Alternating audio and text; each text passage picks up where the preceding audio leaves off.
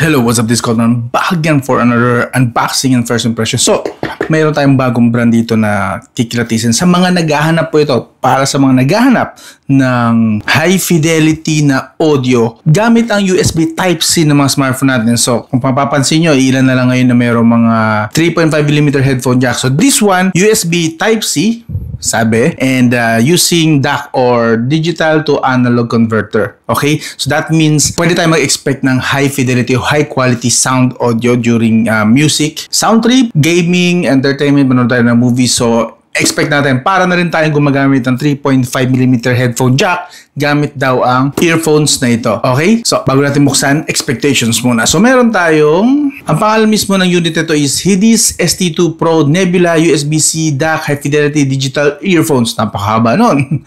Pero iwan ko na lang ang link nito sa video description just so you know, para hindi na kayo magkiklik or mag-scam or kung saan pumapunta. Doon na tayo agad sa legit na link nito. Okay? Ang ginamit niya na DAC chip ay ES9281AC Pro. Hindi ko alam yan. Hindi ako familiar dyan. Pero hopefully maganda. Siyempre, doon na lang tayo sa actual. Kung di natin alam ang chipset na nilagay, doon tayo sa actual performance. Supported niya up to 384 kHz at 32-bit. Type-C interface interchangeable nga daw. Cable design. Okay, good. Inline remote and microphone. Okay. Meron din siyang microphone. Good. Akala ko IEM lang to eh. Hindi naman siya IEM. Talagang earphones talaga siya. Eto, maganda dyan. Supported po niya Android, Windows, Mac OS, iPadOS, iOS.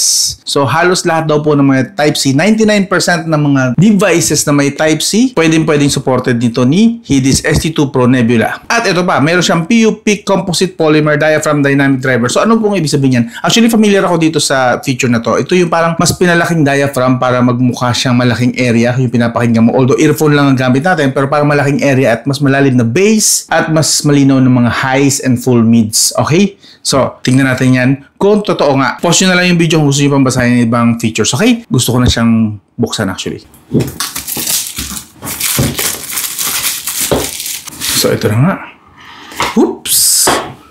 Uy! Nakabungad na agad. Buksan na natin. Okay, so... Oh! Parang IEM ko nga siya. Yung ginagamit kong IEM. Solid. Kasing ganda kaya nito or kaya nitong talunin ng IEM ko. But mamaya. Bago tayo dumiretso dyan, checkin naman natin yung mga kasama para hindi na natin babalikan. So, meron tayong mga extrang ear tips. Yes. Soft. Mukhang soft naman siya. At iba't ibang sizes, I believe. Yeah, may malaki rito eh. And this one is manipis. Good, that's good. Meron tayong USB adapter, Type-C to Type-A. So, pwede po siyang i-connect sa mga laptop and PC natin. Okay? Kung ang PC nyo or laptop nyo ay wala pa rin USB Type-C hanggang ngayon, at least meron tayong adapter. Alright? Oh, parang calling card yata nila ito. Alright. And meron tayong parang leather type na lalagyan. At ang... Ayun, cute naman ito. Wait ha. Tingnan nga natin ito. Ah, okay. So parang stretchable siya pero mabalik din siya. Magnetic. Panalo. Alam nyo, lalagyan palang panalo na. Ang cute. Parang pwedeng lagyan to ng coins. Parang gusto kong gamitin to para sa coins. Kasi nagdalak siya agad oh. Okay yan. I like that. Teka, tignan na natin yung laman. Ang higpit ha. In fairness ha. So pwede nga siyang lagyan ng coins. Mahigpit eh. Hop, mayroon siyang... ito yung wire or cable. Medyo siya mahigpit. Wala na ba? Okay, tabi na muna natin. Ito. Ito mo. Hop, ganun po siya kalakas yung magnet niya actually.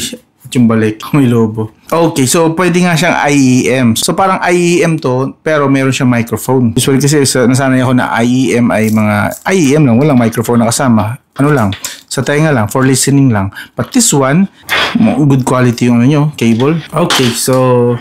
medyo nabuhol na natin eh. Okay, so ito na po ang itsura niya. So may pagka-IEM nga rin siya. And this one, instead na 3.5mm jack, we have a USB Type-C. At ang cute, transparent yung loob. Ay, ang cute, ang ganda. Transparent o kabilaan. Kita natin mismo yung board. Andito sigurado yung DAC or yung chipset na ginamit dito. Andito sa loob. Yes, nandito yung converter. And of course, asan yung mic? Supposedly, merong mic. Where is that? Oh, there it is. So, nandito sa pindutan mismo, part pa rin ng cable. Banda dito sa malapit sa pinaka-saksakan niya, is nandito po yung microphone. So, pwede po tayo makipag-usap. So, this one is an IEM with microphone talaga. Emphasis ko lang kasi maganda pong feature yan. Kasi, pakita ko sa inyo yung IEM ko, wala pong ganyang support eh. This one is my IEM. Wala po itong microphone. Alam, nakita nyo na to eh kasi na-review ko na to ng isang beses and then pinakita ko na rin ito for a couple of times. Gusto ko na mismo makita yung mismong unit. Push natin. Okay. Fairness, may sosyali ng dating. Wala naman na siguro, di ba? Okay na. So, konting tour pala muna. So, may nakasulat tayo ditong Hidis. Gold-plated lang siguro ito. I'm not sure kung gold din ito, pero mukhang gold-plated. This one, nandito yung pinaka-ports niya. Maliit lang. Dito i-connect. Sigurado itong cable. And then, we have the mismong yung ipapasok sa tenga na part. Ito yung lalagyan natin ng ear tips mamaya. So, I wonder where is left and where is right. Okay, ayun. May naka-indicate na pala. This one letter L and this one has letter R. So this one is left and it should be connected with the left one. How do I know if this is the left one? Hidis Nebula L. Ayun. Letter L. This one is the left one. Connect na natin. Hoop. Because the Hidis, this has the R. Hoop. Okay na. We are set. Kailangan natin ng ear tips. Pipili tayo ng para sa size ng tenga ko. This one and this one. So, I prefer this one, the small ones. Hopefully, madali lang i-connect. Siyempre, install natin yan. Yun, madali lang. Oh, okay. Madali lang. Ididiin lang natin. And then, pasok na usually. And here we go. So, bali yan na yung itsura niya. Test muna natin saglit, okay? Right, so everybody keep an eye out for anything out.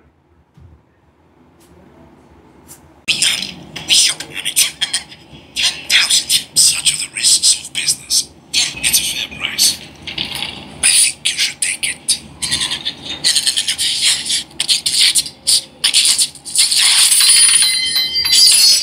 So, yun. After matest natin, so nakita nyo matest natin, tinry natin ito sa tablet, tinry natin sa smartphone with USB Type-C, tinry natin sa MacBook, tinry natin sa iba pa. Kung ano pa mga Type-C dito na devices actually. So, confirm, at least, hindi ko naman siguro na lahat na test, pero at least siguro 99% of devices with USB Type-C, this is compatible. So, basically, this is plug and play. Hindi nyo po kailangan dito ng extra app.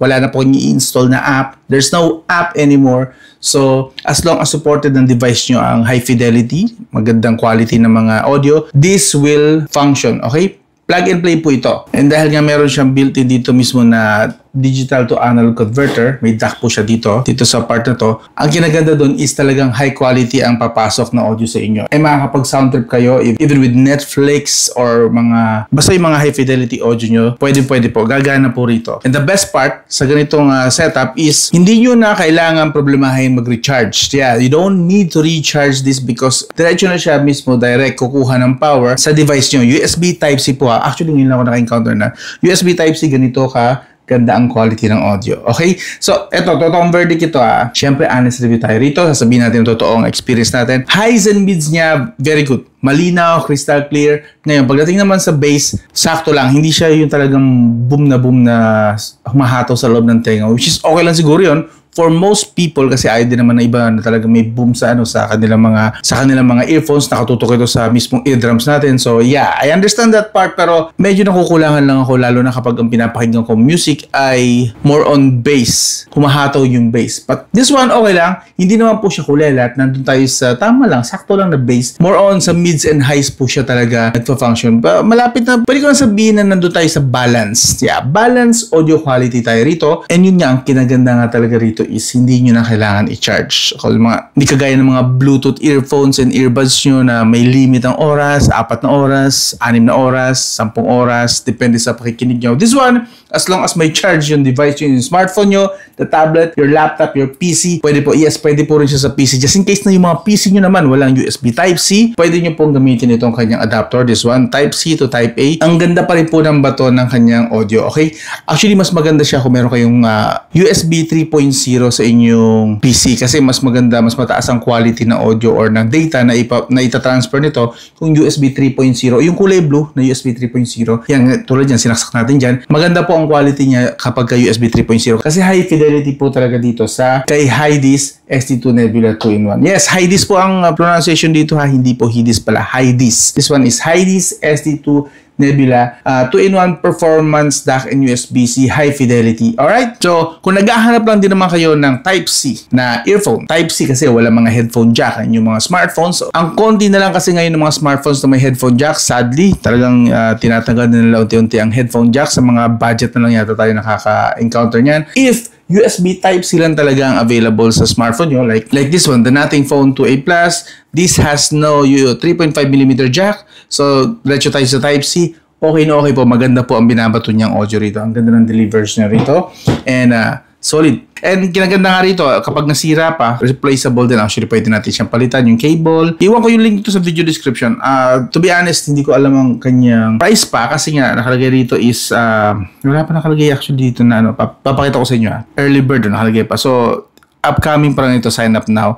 So basically, I'm not sure bakit pinadala na nila ito na hindi pa pala available sa market. This one is nasa kanila pang Kickstarter program. So base dito sa Kickstarter niya, available dito or compatible siya sa iPhone 15 and iPhone 16. So, meron po tayong high fidelity digital in-ear earphones, fit any USB device, inline control, and HD microphone. Actually, itetest pala natin yung microphone. Wait lang. Itetest natin ang microphone na yan. So, compatible siya sa iPhone 15, 16, sa Android. Na-test ko na siya compatible po, and sa MacBook, and even sa PC, okay po. And even nga actually dito sa tablet na to, tinestin natin eh, makikita nyo sa screen, okay na okay po. So, test ko lang siya saglit sa microphone kung maganda pala, no?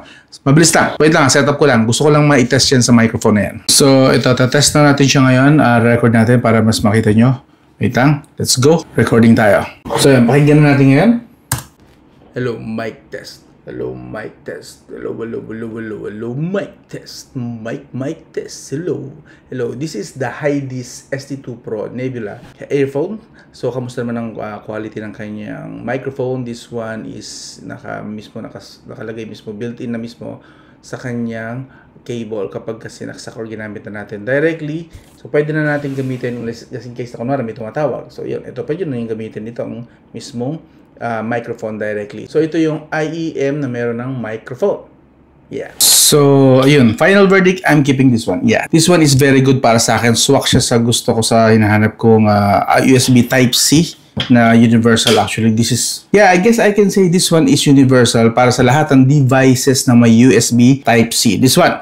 So, yeah, keeping this one. I'm not planning to sell this because I like this product. Solid siya. So, makakapag-sound trip na ako sa labas sa mga smartphones ko na walang 3.5mm jack. Pwede nang direct, pwede na. So, hindi na ako kailangang umasa lagi sa Bluetooth ko na madalas kapag ka long ride, yun, nalolobat. This one, as long as may charge ang aking smartphone, ang aking laptop, ang aking tablet, pwede magagamit ko. This one, the Hydis ST2 Nebula. Solid.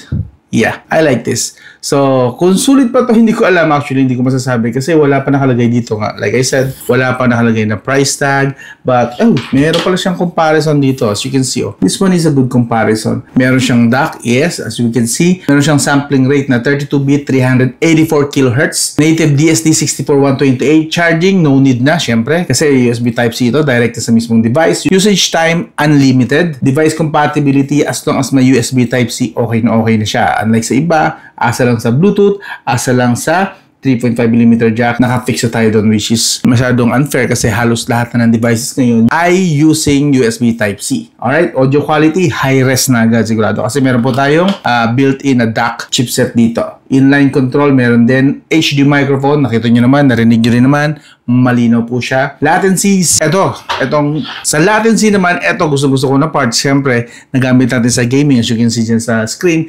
Sa gaming naman, latency is 0. Kasi nga, wired po ito, hindi po tayo asa sa wireless, sa Bluetooth. So this one, 0 latency. Kung gusto nyo, kung okay lang sa inyo na may wire na nakakabit sa katawan nyo, this one, USB Type-C, okay na okay po ito. Alright? Detachable cable and MSRP. Actually, wala pa tayo price tag dito. So, pwede po kayo, kung interesado kayo, check nyo na lang yung link sa video description. Hopefully, maging available agad dito sa market, both Lazada and Shopee. Kung magkakaroon man, iwan ko yung link sa video description. Again, this is the Hydis ST2 Nebula earphones. Alright? Kung interesado kayo, iwan ko yung link sa video description. Hanggang doon lang, this is Cotman. I'll talk to you again soon.